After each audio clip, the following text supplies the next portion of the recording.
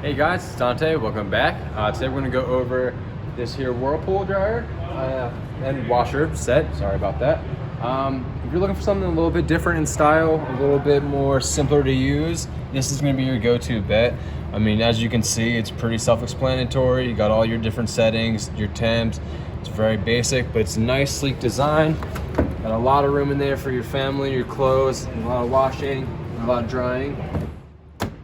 Go. It'd be hard for your kid to open, which is nice. I'm not gonna be slamming that door back and forth. Go over here to the washer. Nice deep space for all your clothes. Fit a lot of stuff in there.